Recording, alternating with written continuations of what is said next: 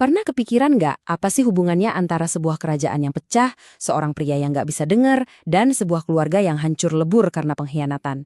Kedengarannya beda banget ya, tapi hari ini kita akan telusuri benang merah yang sama yang ternyata nyambungin semuanya. Sebuah perjalanan dari keheningan menuju sebuah hubungan. Nah, ini dia pertanyaan utamanya buat kita hari ini. Apa sih harga yang harus dibayar kalau kita nggak mau dengerin? Apa akibatnya buat sebuah negara, buat keluarga, atau bahkan ya buat diri kita sendiri ketika kita sengaja milih buat nutup telinga? Yuk kita cari tahu jawabannya bareng-bareng. Oke, bagian pertama. Kita akan lihat soal harga dari ketulian. Kita mulai dari cerita tentang gimana sebuah bangsa bisa retak. Coba bayangin adegan ini ya. Ada seorang nabi namanya Ahya, ketemu sama seorang pejabat kerajaan. Terus tiba-tiba aja dia sobek jubah barunya jadi 12 potong. Ini bukan asal ngamuk loh, ini tuh sebuah pesan yang dramatis banget. Setiap sobekan itu melambangkan suku-suku Israel. Jadi ini kayak spoiler visual gitu kalau kerajaan yang tadinya satu, ini bakal pecah berkeping-keping. Dan bener aja kejadian. Di satu sisi, kita lihat kerajaan Salomo yang tadinya utuh. Di sisi lain, jadi bangsa yang terpecah belah gara-gara pemberontakan. Dan perpecahan ini bukan cuma sebentar loh, ini jadi luka yang dalam banget, yang ngebentuk sejarah mereka selama ratusan tahun. Tapi, ya kerepakan politik ini sebenarnya cuma gejalanya aja. Akar masalahnya, nah ini yang menarik, ternyata jauh lebih dalam. Ini soal spiritual. Nah, di sini nih kita nemuin akar masalahnya. Umatku tidak mendengarkan suaraku. Kuncinya di situ. Ini bukan karena mereka nggak bisa dengar secara fisik ya, tapi ini soal pilihan. Pilihan sadar untuk nggak mau dengar. Sebuah ketulian spiritual. Nah, inilah keheningan yang lahir dari sebuah penolakan. Oke, kita lanjut ke bagian 2. Perintah, terbukalah. Nah, dari masalah, sekarang kita pindah ke sebuah titik balik yang ajaib banget. Coba dibayangin ada orang yang benar-benar terisolasi. Dia nggak bisa dengar apa-apa di sekelilingnya. Ngomong pun susah banget. Hidupnya itu ya dalam keheningan total. Benar-benar keputus dari orang lain, dari komunitasnya. Terus, lihat deh apa yang terjadi. Yesus nggak ngasih khotbah panjang-panjang. Nggak sama sekali. Dia cuma ngucapin satu kata. Satu kata dalam bahasa Aram, Ephata, yang artinya simpel aja, terbukalah.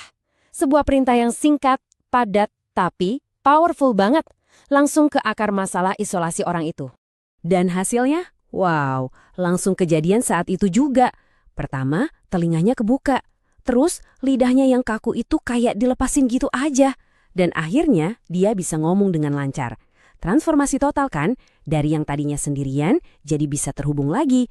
Semuanya cuma karena satu kata itu. Terbukalah. Lanjut, bagian 3. Suara pengampunan.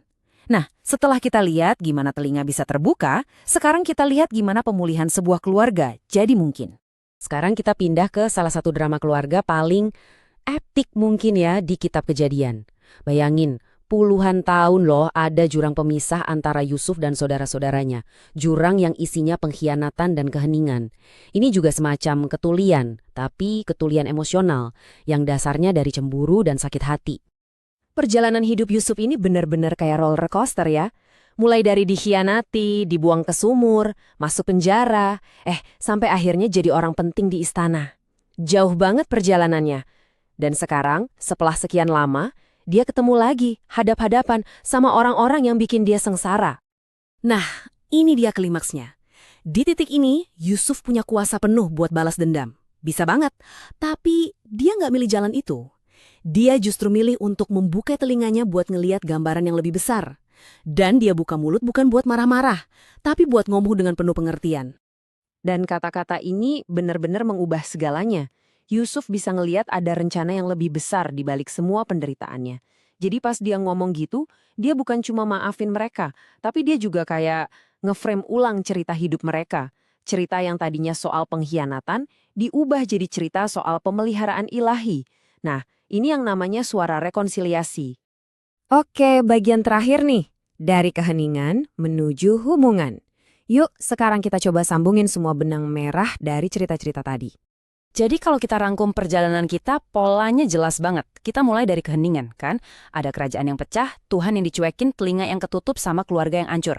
Terus kita nemuin hubungan atau koneksi lagi. Lewat apa? Lewat panggilan buat mendengar, lewat kata-kata yang menyembuhkan, yang ujung-ujungnya bisa nyatuin lagi semuanya. Polanya jelas banget, dari tuli jadi mendengar, dari pecah jadi nyambung lagi. Nah, pertanyaan terakhir ini buat Anda. Coba deh renungin sejenak. Di dunia Anda sekarang, mungkin di hubungan sama pasangan, sama keluarga, di komunitas, atau bahkan di dalam diri Anda sendiri, kira-kira di mana ya ada keheningan yang perlu dipecah, di mana ada panggilan untuk terbukalah.